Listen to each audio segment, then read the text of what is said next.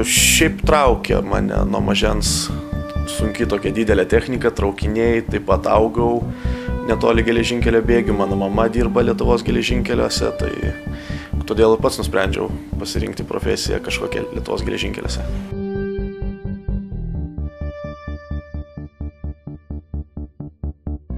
Esu Saulius Žiurinskas, elektrinio traukinio mašinistas.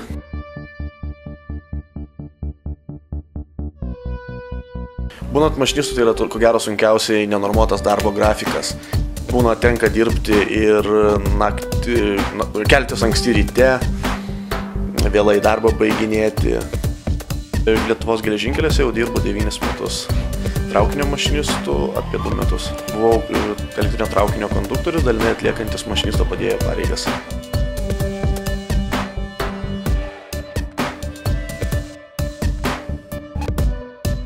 Darbas prasideda nuo to, kad reikia pristatyti depo budėtojui.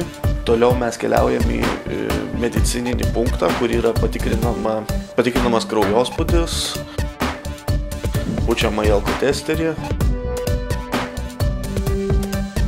Toliau vėl grįžtame pas depo budėtoją, jisai ant kelionlapio uždeda antspaudą, kad leidžiama važiuoti. Stabų nebuvo.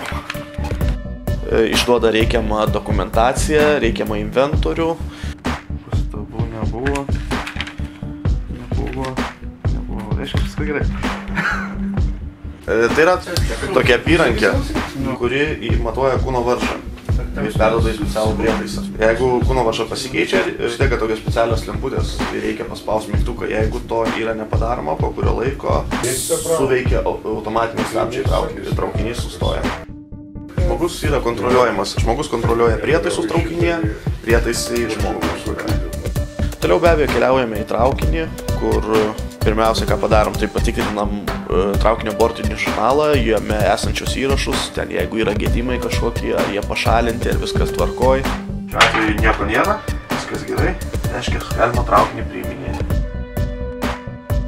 Toliau paruošiam traukinį kelioniai, tai yra užvedimas, stabdžių bandymas, traukos bandymas. Ir kelionė nuo ko prasideda, tai yra nuo išvažiavimo iš depo. Reikia užsisakyti pas stoties budėtoją, kad jisai paruoštų maršrutą į kelią prie perono, kad paim keleivius. Išvažiuojam iš depo iki stoties, ten įsėda keleiviai ir tada važiuojame maršrutu.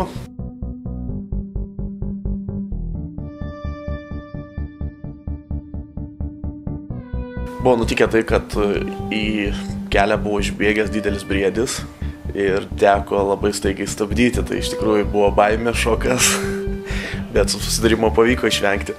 Tiesiog reikia greitos reakcijos ir būti susikaupusiam. Ir taip pat irgi yra įtampa jaučiama, bet reikia ją nugalėti.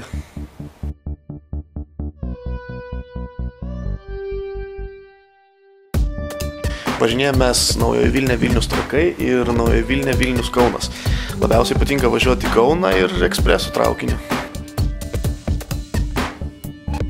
Laisvalaikiu mėgstu į kiną eiti, būti gamtoj, klausytis muzikos, padomiuosi kompiuteriją, o šiaip dar būnu su draugais, žaidžiu krepšinį.